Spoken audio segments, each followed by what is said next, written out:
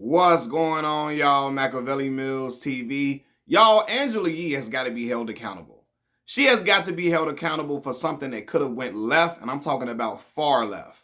No exaggeration about it. So, Angela Yee does her show Lip Service, and she has Esso and Heineken from the Bag Fuel podcast on there, right?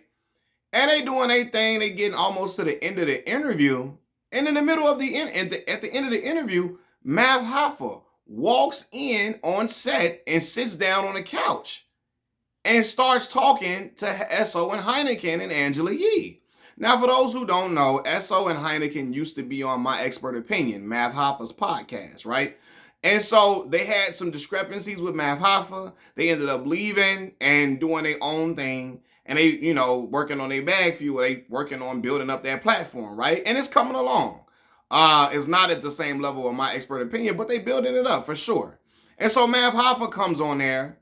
In my opinion, Hoffa wants them back on the show because Hoffa knows that Esso and Heineken, but Esso in particular, brought something different to that show. He helped to bring some great guests. And I think he had a different perspective on the show that I think is needed at times. Right now, do I agree with Esso's antics all the time? Hell no. Sometimes I think Esso can be extra at times when I watch the Bag Fuel podcast. But I do believe he brings something different and a unique conversation to My Expert Opinion. I think he's trying to get them boys back. Their conversation starts going and Mav starts asking him, if you don't block me or something from doing something? And he was like, yo, I would never do that to you. Just because you was doing that to us. Esso said you was doing that to you was blocking us. Mav, you was blocking us. Basically, he's saying like Mav Hoffa was acting like if you align yourself with Bag Fuel in any way, if you go over there and do their show or, go and interview on a platform, then you're against him. Like he said Mav Hoffa was making it seem like it's either them or me. And it put a wedge in their business in a certain way, right? Because people didn't want to have to pick and choose. But he like, yo, you was fucking up our bread and I ain't with that, And then they had a whole conversation about their falling out and things that went wrong. And you can tell during this interaction, Esso is like very passionate. And it starts off mild and Heineken is trying to play the middle ground. He trying not to let it escalate. Heineken caught off guard and Heineken didn't respond. I think he kind of didn't know how to respond to it other than trying to play middle, try to be cool and copacetic about it. Esso was all right at first, but when Mav started saying that he was a capper, like you be capping, you capping. You always, Mav said he was capping. And when Mav basically tried to ask, you ain't gonna block me if I do something. And he like, yo, wait a minute, you been blocking us.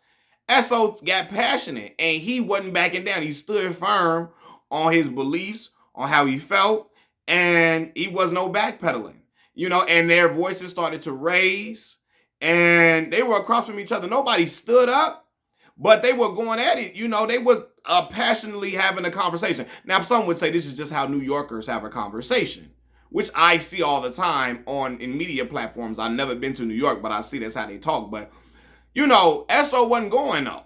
And he like, nah, man, you was messing up our business, man. You was trying to sabotage us in ways that I don't respect, I don't like, and you're not going to sit on here and lie about it. He said, yeah, now you're cool with people coming on our platform now, on Bag Fuel. You're cool with it now, I guess now, starting the new year. But previously, you made it seem like if you got on Bag Fuel's podcast, yo, you were against him. You were against Mav Hoffa. And he like, that ain't cool. And they were going at it. And I'm looking like Angela Yee. Angela, these men could have had a brawl in that goddamn studio. I'm talking about stuff could have went left. Somebody could have really got hurt crazy because she was like, I didn't know about this. I didn't know about this. I didn't know. If you don't know, Angela, you need better control over your platform and over your staff and better control over the environment. Because stuff, like I said, things could have went left. You don't know what somebody could have had on there. What if stuff with tensions would have rose and somebody could have got hurt badly and it's just like, well, now I'm sure Angela would be looking like, oh, I didn't mean it to go like this. But no, they got to be corrected. And I think people are taking it easy on Angela because, Angela, she's a woman And, you know, Angela used to be, you know, we used to Angela trying to play the middle ground and peacemaker with situations. But no. Yeah, now Math Hoffa and Esso and Heineken, they aren't sworn enemies, but they had issues. Esso is a passionate person. Math Hoffa is a passionate person. Math Hoffa has been known to just steal off dudes out of nowhere in the middle of rap battles. Just punch them, blindside them, and just punch them out of nowhere and had them knocked out. You know what I mean? So when you got two dudes that got a high temperament, they could be very aggressive with how they talk into each other. You just never know how stuff gonna go. And so I'm like, Angela gotta play that much better. She got to. Because again, if somebody would have got hurt, she would have sent up in there like, I don't know what to do. I don't know, what do you mean? And so like, no, the stuff went wrong when you invited him up in here, when you brought him up in here. That's not a good idea. That wasn't a good idea to have him up in here, right? And stuff could have went bad. Now, unless this whole thing was just staged, all right then. But stuff could have went left. And I'm looking like, Angela, come on now. Come on. Like, dog, again, Esso and Heineken didn't have Esso and Heineken didn't have street beef with Math Hoffa. But like I said, things could have just went a whole different way. And if they go that way, Angela Yee gonna sit up there with her hands. I'm like, I don't know, what do you mean? I didn't mean for it to go this way. No, man. I didn't mean, like, no, it could have went all type of crazy. And that's where people gotta stop trying to, if you're gonna play peacemaker, let them know ahead of time, hey, I want you to meet with Math Hoffa. Hey, I want you to meet with Esso and Heineken. Be straight up about it. Because when brothers get caught off guard, that's where they can be their most dangerous. Because they don't know what this person, what their intentions are in meeting them. They don't know if they coming with peace. Yeah, they demeanor could be cool, calm, and collected, but I've seen some brothers come cool, calm, and collected to wreak havoc. I've seen brothers come calm and looking like they're in a state of serenity to come and destroy. I've seen it. They act like everything is all love. Next thing you know, they whooping on somebody and whooping them viciously. So yeah, when brothers get caught off guard, caught by surprise, they are bound to do some crazy things. So you gotta be sure. You gotta make sure they know about certain situations and you're not putting them in harm's way. You know what I mean? You gotta make sure you're upfront about what you're wanting. I want you to meet with this person. I want you to meet with that person. It don't matter if it was street beef or not. It don't matter how cool they were. Sometimes you don't know what type of temperament they own. You don't know what's been said behind closed doors. You don't know what the energy is like. And stuff can go up a whole nother notch because you just think you could just surprise people on, pop people up in the middle of other people's interviews. Man, hell no. That stuff looked like the early 2000s type stuff. Stuff like that was going on in the early 2000s and shit. Hey, listen. Angela got to be better than that, man. And I'm a fan of Angela Yee. I've been a fan since, she had the lip service back in the day on Shade 4-5 when there was like, they had like, what do you call that?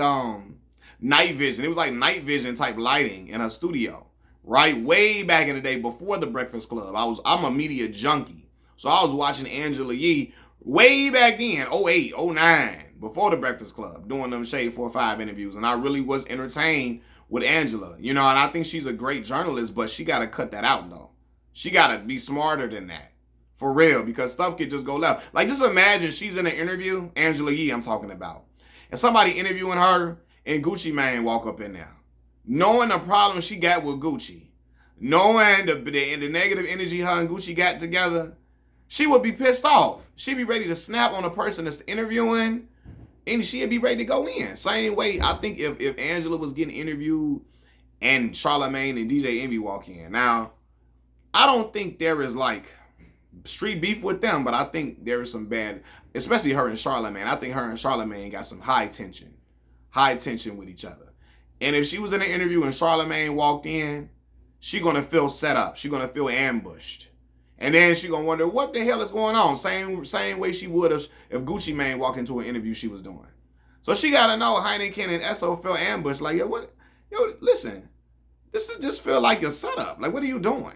And because stuff could have went left, man.